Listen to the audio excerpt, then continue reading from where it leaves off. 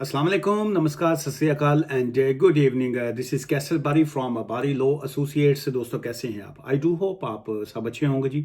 आज का जो वीडियो व्लॉग है, ये ये जो पिछले दिनों आपने सुना होगा कि जी के अब सिटीजनशिप की जो एप्लीकेशंस हैं, वो जब कोई शख्स फाइल करेगा, ये 10th ऑफ फैब जो है 10 फरवरी के बाद कोई भी शख्स जब सिटीजनशिप की एप्लीकेशन फाइल करेगा, तो ये जो गुड करेक्टर वाला एक एलिमेंट है जो इमिग्रेशन रूल्स में आता है, और उसमें यह है कि अगर कोई शख्स जो है वो यूके में इलीगल एंटर हुआ था, या उसका स्टेटस जो था किसी ना किसी तरीके से, जैसे बोर्ड्स के जरिए या कोई डिफरेंट नाम के जरिए या मुख्तलिफ हवाले से जो है एजेंट के थ्रू जो है नाम ABC से आया और उसके बाद उसको पता चला उसका नाम डिफरेंट है।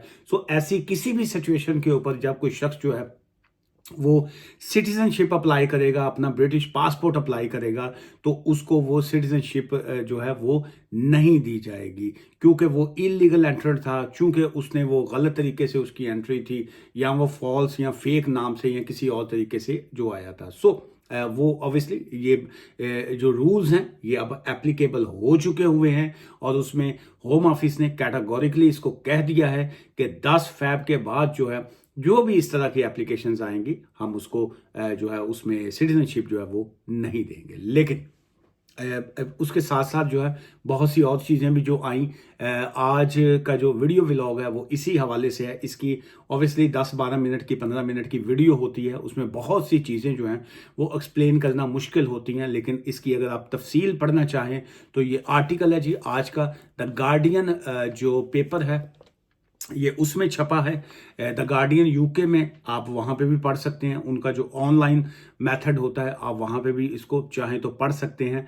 सो उसमें यह है कि द ऑब्जर्वर जो है जो इमिग्रेशन एंड असाइलम वाला सेक्शन जो है, वहाँ पे उन्होंने अपना व्यू जो है उस हवाले से बड़ा ज़बरदस्त जो है वो लिखा है, और उसमें बहुत सी चीज़ें जो हैं ऐसी मेंशन की हैं।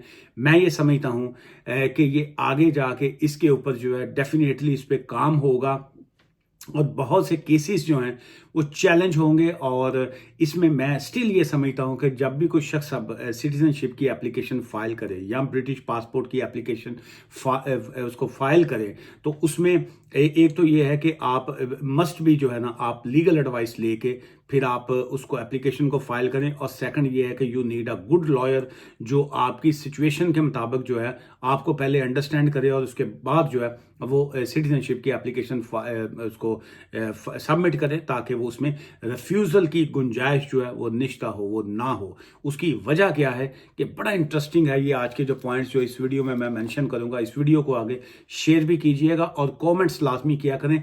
रेलिवेंट क्वेश्चन अगर आप करेंगे, रेलिवेंट कमेंट्स करेंगे, तो फिर मैं उसका डेफिनेटली रिप्लाई दूंगा। अगर आप सवाल आज का या आज की जो वीडियो है ये सिटीजनशिप गुड करेक्टर, क्या आप उसके एलिजिबल हैं, एलिजिबल नहीं हैं, ये है। लेकिन यहाँ पे अगर आप कोई और सवाल छोड़ेंगे तो ऑब्वियसली मैं उसका जवाब नहीं दूंगा जी। चलिए अब आता है इसी पॉइंट की तरफ कि जी के change to UK citizenship rule जो है इज अ क्रूअल एंड मिस जज जो है, ये पहला पॉइंट जो है इस जो उनका व्यू था ऑब्जर्वर वालों का, द गार्डियन वालों का, उन्होंने जो ऑब्वियसली ये सर्वे करते हैं, बहुत से लोगों के MP से ये मिलते हैं, फिर उसके बाद ये पार्लियामेंटेरियन से भी इन लोगों ने मिला होता है। सो जो पूरी की पूरी एक इन्वेस्टिगेशन मीडिया की एक टीम होती है जो ये करते हैं ये। सो इस वजह से ये बड़े ऑथेंटिक होती हैं इस तरह की चीज़ें। सो कहा यह गया है कि जी के ये चेंज ऑफ है इमिग्रेशन रूल्स जो हैं इसमें जो सिटीजनशिप के हवाले से ये बहुत क्रूवल है, और ये मिस जज्ड हैं कि ये इसको बाकायदा जज नहीं किया गया, लेकिन इसको इमीडिएटली जो है इसको एप्लीकेबल कर दिया गया। एंड ये इसमें लाइन बाकायदा ये बड़ी इंटरेस्टिंग लिखी है कि गवर्नमेंट क्वाइटली जो है, क्वाइटली मीन खामोशी से जो है, गवर्नमेंट क्वाइटली जो है एडिड अ फ्यू शॉर्ट, ये अगली लाइन जो है उसमें लिखा कि added a few short lines जो है कि बहुत छोटी सी मुख्तसर ये जो लाइन जो थी उसको ऐड करके to the home office guidance जो है उसमें होम ऑफिस की गाइडेंस में जो है उसको ऐड कर दिया गया। Amending the good character guidance for the immigration staff जो है और उनको ये तंबीह कर दिया गया कि जी कि आप जो है इस तरह की कोई भी एप्लीकेशंस आएँ तो आपके पास ये राइट्स हैं कि आप उस एप्लीकेशन को रिफ्यूज़ कर सकते हैं। सो उसमें फर्दर ये आया कि क्या ये जो रेफ्यूजी लॉज के हवाले से जो है ये कन्फ्लिक्ट नहीं है, क्या ये मुतसादम जो है ये दोनों बातें नहीं हैं कि जी कि एक तरफ जो है आप एक राइट्स दे रहे हैं कि जी कि आपके ह्यूमन राइट्स हैं कि जी कि आप को वीज़ा दिया गया या आपको एक रेफ्यूजी स्टेटस दिया गया। एक शख्स जो है वो यूके में एंटर हुआ और उसके बाद उसने अभी हम 1 मिनट के लिए इस पॉइंट को साइड पे रख देते हैं कि वो यूके में कैसे एंटर हुआ, जो कि गवर्नमेंट का भी मौकफ है कि इलीगल एंट्रेंट को जो है हम सिटीजनशिप नहीं देंगे। हम जो है, मैं इससे पहले जो है एक पॉइंट आता हूं कि हम 2 मिनट के लिए भूल जाते हैं कि वो शख्स जो है यूके में किसी और के नाम से एंटर हुआ, वो शख्स जो है वो यूके में स्मॉल बोट के जरिए एंटर हुआ या किसी भी तरीके से हुआ। पॉइंट ये है कि एक शख्स ने जो है वो उसने असाइलम क्लेम किया। उसने जब असाइलम क्लेम किया उसके बाद उसको इन्वेस्टिगेट किया गया, उसके इंटरव्यूज हुए, उसकी स्क्रीनिंग हुई, उसके तमाम मामला से जो था A to Z उसको जज किया गया और फाइनली जो है आपने उसको एक रेफ्यूजी स्टेटस दे दिया या उसको ह्यूमैनिटेरियन ग्राउंड के ऊपर आपने उसको जो है वीज़ा ग्रांट कर दिया, उसकी यहाँ आपने उसको 10 ईयर्स वीज़ा रूट दे दिया। ये जो भी आपने दिया, आपने अल्टीमेटली सोचते समझते हुए उसकी एविडेंस के बाद या जैसे भी आपने किया, आपने आंखें बंद करके तो उसको स्टेटस नहीं दिया। जब आपने उसको स्टेटस ग्रांट कर दिया, उसको इंडेफिनिट लीव टू रिमेन तक वो शख्स पहुंच गया, ILR तक मिल गया, ਤੇ ਹੁਣ ਜਿਹੜਾ ਉਹਨੂੰ सिटीजनशिप देंदे की मौत पैंदी है। सो प्रॉब्लम इज कि जी के आपको यहाँ तो उस शख्स का पहली बेस के ऊपर ही जो था असाइलम एक्सेप्ट नहीं करना चाहिए था, उसको किसी भी तरह का वीज़ा ग्रांट नहीं करना चाहिए था, HP नहीं देनी चाहिए थी, रेफ्यूजी स्टेटस नहीं देना चाहिए। सो यही क्रिटिसिज्म है राइट नाउ कि जी के क्या ये एक शख्स जो है उसने एक असाइलम जब क्लेम किया on the basis of could be anything, torture और इनह्यूमन डिग्रेडिंग ट्रीटमेंट, और उसके बाद जो आर्टिकल 3 है ये जो भी उसने किया, उसके बाद आपने उसको राइट्स दे दिए हैं, तो क्या राइट नाउ जो है ये उसके इमिग्रेशन राइट्स को अब्यूज करने के ये बराबर है या नहीं? दैट्स द क्वेश्चन जो है। उसके बाद आ गया कि जी के ये जो राइट्स आपने दिए कि live and work in the UK, कि भाई अब आप जो है यूके में रह सकते हैं, काम कर सकते हैं, जॉब कर सकते हैं, आप अपना बेनिफिट क्लेम कर सकते हैं, जो भी आपके उसको दिए गए। लेकिन राइट नो की क्या सिचुएशन आई है। अच्छा, फर्दर ये आ गया कि साथ ही गवर्नमेंट ने कहा ये इसी ये जो लॉज में अमेंडमेंट की गई है कि जी कि उसको सिटीजनशिप जो है या ब्रिटिश पासपोर्ट नहीं दिया जाएगा, लेकिन साथ ही साथ जो है होम सेक्रेटरी जो होते हैं डिपार्टमेंट के, होम डिपार्टमेंट के जो होते हैं, होम ऑफिस के जो होते हैं, उनको साथ में डिस्क्रेशन पास जो है वो दे दी गई। ये जो डिस्क्रेशन होती है ये क्या है, इसको हम अपनी जुबान में इसको कहते हैं सवाबदीद, कि आपका ये राइट है कि अगर आप ये मुतमिन हो, अगर आप ये सेटिस्फाइड हो, ऑब्वियसली जिस वक्त भी कोई केस वर्कर केस पे काम करता है, जब भी आपको कोई होम ऑफिस से कोई चिट्ठी आती है, कोई लेटर आता है, कोई रिफ्यूजल आती है, एक्सेप्टेंस आती है, वहां पे लिखा होता है इमिग्रेशन केस वर्कर। और ऑलवेज जितने भी केस वर्कर होते हैं, जितना भी होम ऑफिस का डिपार्टमेंट काम कर रहा होता है, टेक्निकली तौर पे they are working on behalf of home secretary, जो है उनके बिहाफ के ऊपर काम कर रहे होते हैं। सो इसलिए जो है ये वाइड रेंज में जो वर्ड बोला जाता है वो होम सेक्रेटरी बोला जाता है। सो उसमें उनको केस वर्कर्स को या होम सेक्रेटरी साहब को ये पावर्स दे दी गई, ये इख्तियारात दे दिए गए कि अगर आप समझते हैं कि किसी के कोई ऐसे एक्सेप्शनल सर्कमस्टांसिस है, एक शख्स है, मैं हूं, लेट्स से मैंने जो है आज सिटीजनशिप के लिए अप्लाई किया, मैं इलीगल एंट्रेंट हूं, मैं कंट्री में गलत तरीके से एंटर हुआ, किसी और नाम से एंटर हुआ, स्मॉल बोट के जरिए आया, डॉवर के थ्रू आ गया, किसी ना किसी तरीके से मैं यूके पहुंच गया, उसके बाद मैंने असाइलम क्लेम कर दिया, मुझे स्टेटस मिल गया, आज मैं अगर जो है वो सिटीजनशिप अप्लाई कर रहा हूँ, लेकिन साथ ही साथ जो है डिपार्टमेंटल तौर पे होम सेक्रेटरी साहब को और on the behalf of home secretary साहब जो है उनके बिहाफ के ऊपर केस वर्कर को ये राइट्स दे दिए गए कि अगर मेरे एक्सेप्शनल सर्कमस्टांसिस थे, जिसको मैं एक्सप्लेन करूंगा, दैट्स वाई मैंने स्टार्टिंग में कहा कि अब आप जब भी इस तरह की कोई भी एप्लीकेशन फाइल इसको करते हैं, सबमिट करते हैं, you need a proper legal advice. Case को डिस्कस कीजिए ताकि आप अपने एक्सेप्शनल जो बेस है वो आप उनको एक्सप्लेन कर सके कि भाई मैं कंट्री में कैसे दाखिल हुआ, क्यों दाखिल हुआ, क्या मेरे सर्कमस्टांसिस थे, क्या मेरे बैक होम मेरे इश्यूज थे। दैट्स कॉल्ड एक्सेप्शनल बेसिस जो हैं, जिसकी बेस के ऊपर आपने अपना असाइलम किया था, या अब जिसका आज का जो हमारा टॉपिक है, जिसकी बेस के ऊपर आप अपना वो सिटीजनशिप जो है वो उसको क्लेम कर रहे हैं। अच्छा, उसमें अब उनको इसका मतलब है कि केस वर्कर के पास ये राइट्स आ गए कि वो किसी की एप्लीकेशन को एक्सेप्ट कर सकता है, किसी की एप्लीकेशन को रिजेक्ट कर सकता है। एक्सेप्ट वो क्यों करेगा, रिजेक्ट वो क्यों करेगा, ये अब आपकी एप्लीकेशन पर डिपेंड करेगा। एक शख्स जो है वो एडवोकेसी करते हुए, उनको एक्सप्लेनेशन देते हुए, उनको एक्सप्लेन करते हुए अगर ये चीज़ें बड़े कैटेगोरिकली, बड़े एसन तरीके से उनको एक्सप्लेन कर देता है, इसका मतलब उसको सिटीजनशिप मिल गई। एक सादा आदमी है, शरीफ आदमी है, उसको समझ ही नहीं है कि मैं किस तरीके से जो है मैं जो है एक्सप्लेन कर पाऊँ। वो चीज़ें सादा हैं लेकिन वो जलेबी की तरह हैं, तो वो एक्सप्लेन नहीं कर पाया, उसकी सिटीजनशिप नहीं होगी। पॉइंट मेन एक है लेकिन एक्सप्लेनेशन में जो है वो फ़र्क आ गया। इसी पॉइंट के अब सेकंड पार्ट की तरफ जाते हैं कि एक शख्स जो है इलीगल एंटर हुआ किसी ना किसी तरीके से, जैसे भी एंटर हो, लेकिन उसके साथ जो बच्चे थे, उसके जो यंग एज बच्चे हैं, जो छोटी उम्र के बच्चे थे, जो 18 साल से कम उम्र के थे, या जो एज में छोटे थे, बच्चे थे, जिनको हम सिंपल वर्ड्स में कहेंगे बच्चे जो है, वो जिस वक्त वो एंटर हुए, जो पेरेंट्स जो आ गए या एडल्ट जो आ गया, वो मान लिया कि वो बोर्ड के जरिए आया, इलीगल तरीके से एंटर हुआ, लेकिन जो बच्चे हैं उनका क्या कसूर आएगा? क्या जिस वक्त आप वो बच्चे जो हैं वो सिटीजनशिप अप्लाई करेंगे, ये कानून उनके ऊपर लागू नहीं होगा? आपने तो कहा है कि वो सभी पे लागू होगा। अब वो बोर्ड में तो सारे इकट्ठे बैठ के आए हैं, वो इलीगल तरीके से एजेंट के थ्रू तो सारे इकट्ठे आए हैं। अब वो एडल्ट था, समझदार था, मेच्योर था, लेकिन वो जो बच्चे हैं उनका क्या करेंगे? सो वो मुनीर नियाजी साहब ने क्या खूब वो लाइन लिखी थी ना, वो भी मैं पढ़ता चलूँ ताकि चले। बहुत से लोग जो हैं वो इमिग्रेशन से नहीं भी इंटरेस्ट हो, उनको शायरी से होता है। वो था ना कि जुर्म आदम ने किया और नस्ल आदम को सजा, जुर्म आदम ने किया और नस्ल आदम को सजा, काटता हूं जिंदगी भर मैंने जो बोया नहीं, और जानता हूं एक शख्स को मैं, मुनीर। ये मुनीर नियाजी साहब बहुत बड़े राइटर पाकिस्तान के जो है वो उनकी ये बड़ी ज़बरदस्त लाइन थी, और जानता हूं एक ऐसे शख्स को मैं भी, मुनीर, गम से पत्थर हो गया लेकिन कभी रोया नहीं।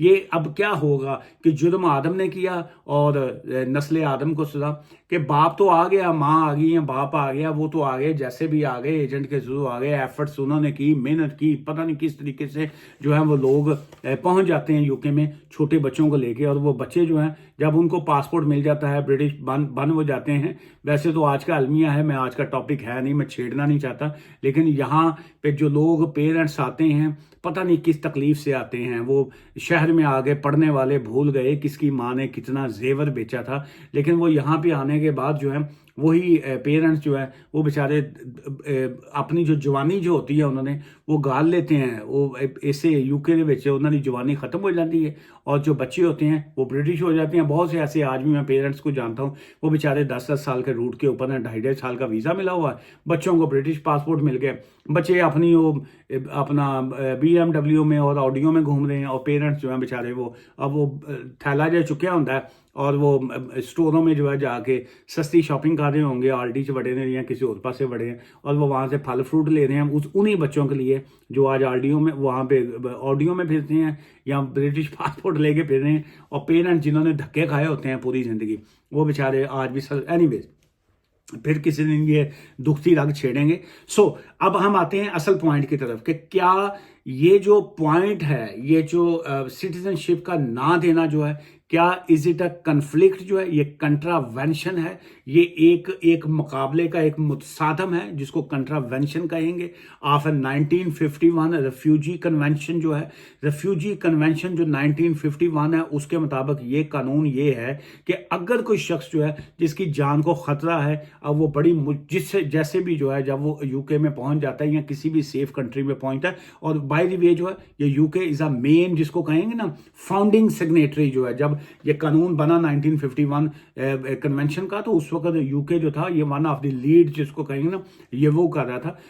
अभी ये यूके ही फाउंडिंग इसका साइन जिसको कहें ना सिग्नेटरी है, तो यूके ने ही ये कहा कि जी के जो लोग किसी ना किसी तरीके से उनकी जान को खतरा है और वो किसी सेफ कंट्री में पहुंचते हैं तो उनको रिफ्यूजी स्टेटस दिया जाए। तो अब अगर यूके ने ही इसी चीज़ को मानना हुआ है, या ये कन्वेंशन जो है ये यूके या पूरा यूरोप जो है इसको मानता है, तो ये कंट्रावेंशन आ जाएगी, मुतसादम हो जाएगा इस पॉइंट से कि जी के आपने एक शख्स को जो है किसी तरीके से जब रिफ्यूजी स्टेटस दे दिया तो अब आप उसको कहेंगे कि हम तुम्हें जो है वो सिटीजनशिप जो है वो नहीं देंगे क्योंकि तुम इलीगल एंटर हुए थे। लीगल तरीके से तो कौन एंटर होगा भाई? लीगल तरीके से तो वो एंटर होंगे जो किसी और स्टूडेंट वीज़ा पे आए हैं, स्किल्ड वर्कर वीज़ा पे आए हैं, स्पाउस वीज़ा पे आए हैं। जब वो असाइलम क्लेम करते हैं तो वहाँ पे भी यही इशू बन जाते हैं कि भाई आप तो स्टूडेंट थे, आप तो यहाँ वहाँ क्या किया है कि हम पढ़ने के लिए आ रहे हैं। स्किल्ड वर्कर वीज़ा पे आते हैं तो आप कहते हैं कि जी हम तो यहाँ पे जॉब करने के लिए आ रहे हैं। एक चाह का घुट ले लें, गला ड्राई हो गया।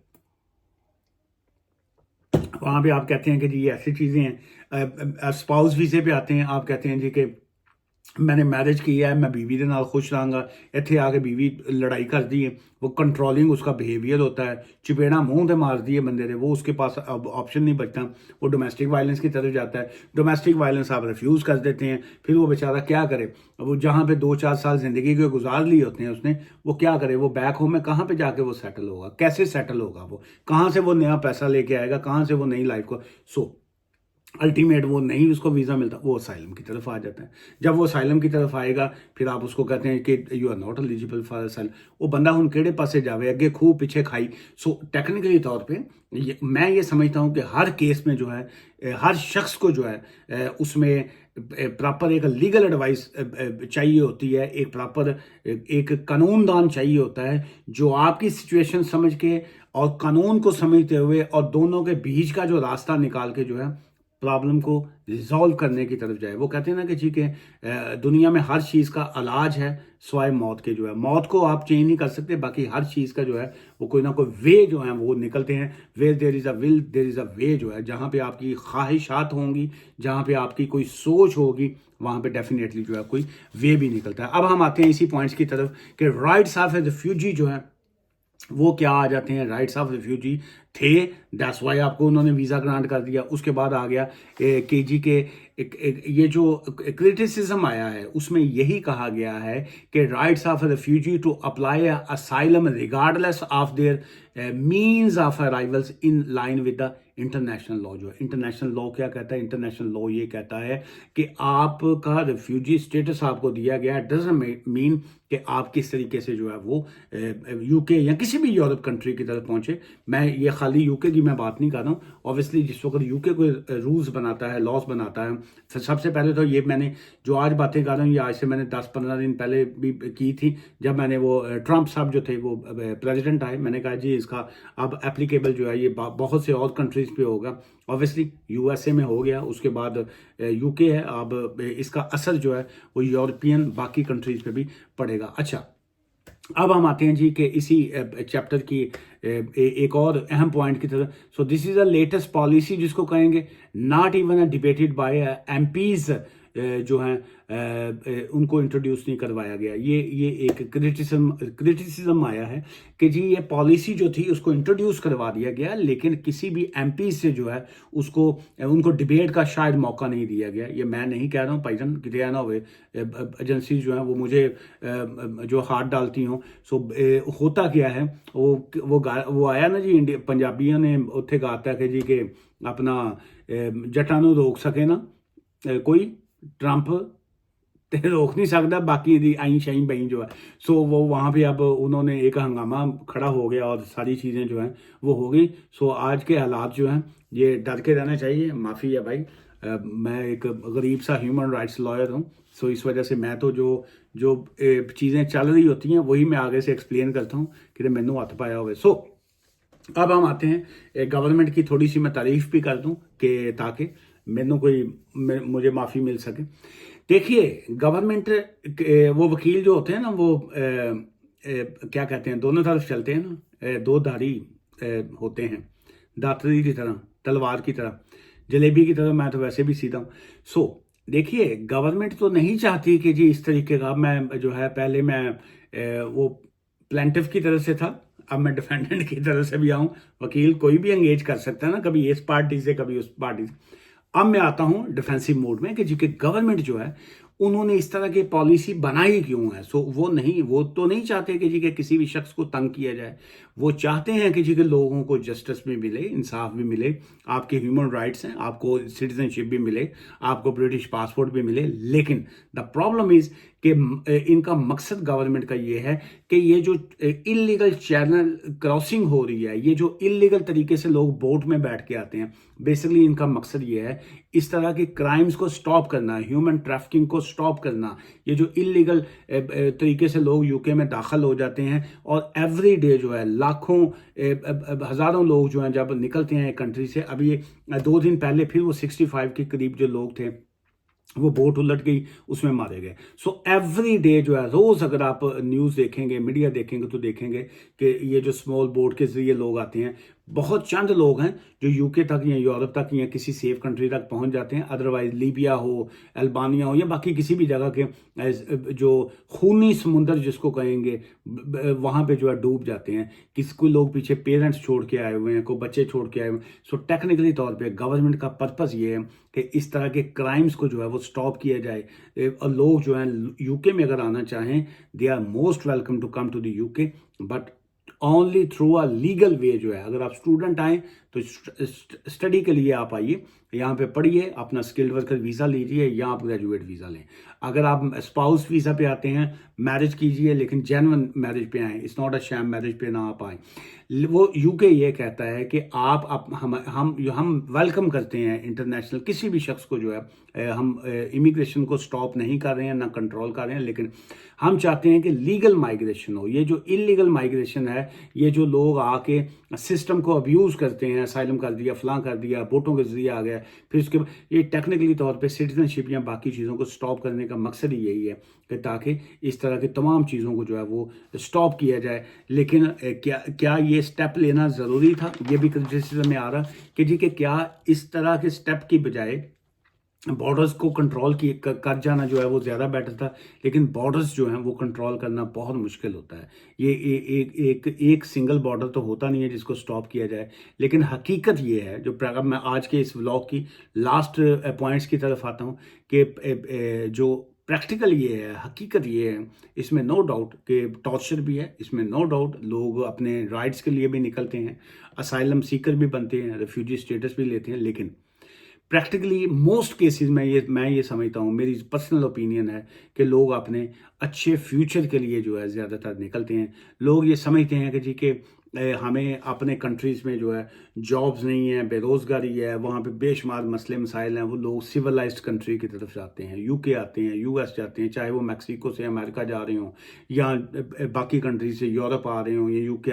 बेसिकली लोगों का पर्पस जो है वो फाइनेंशियल दिक्कत है। सो जब तक ये इकोनॉमी या पूरी दुनिया के ये जो राइट्स हैं या माशत जिसको कहेंगे, इकोनॉमिक सिचुएशन जो है ये बेटर नहीं होगी, इस तरह की दलदल जो है, इस तरह की चीज़ें जो है ये अल्टीमेट जो है ये चलती रहेंगी और इसको रोकथाम इनकी जो है ये बड़ी मुश्किल होगी। बहुत से लोग जो हैं यही समझते हैं कि जी के निकलेंगे हम यूके, यूरोप, अमेरिका, किसी भी तरह पहुंचेंगे, ऑलरेडी जहन्नम में रह रहे हैं, मर गए तो जहन्नम, और अगर बच गया, ये लॉटरी है एक तरह की, बच गया तो जन्नत।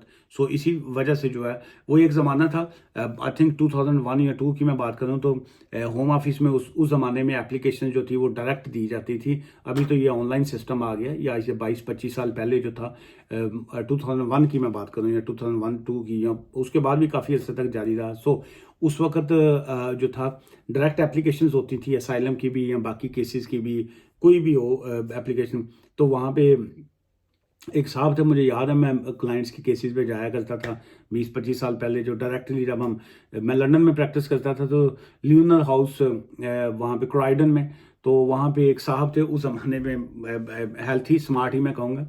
सो वो खड़े होते थे, तो वो जो लाइन क्यू लगी होती थी वो कहते थे welcome to heaven, welcome to heaven. वो हर एक को वो उनकी आईडी चेक कर लेते थे। उस ज़माने में इतना सिक्योरिटी सिस्टम भी नहीं होता था कि बैरियर लगे हों, बस वो हल्का सा वो आईडी देखते थे कि जी ये इस बंदे का लेटर आई है, इसने अंदर, वो फिर क्यू में करना, उन लोगों को कहना वेलकम टू हेवन और साथ ही अंदर चले जाना।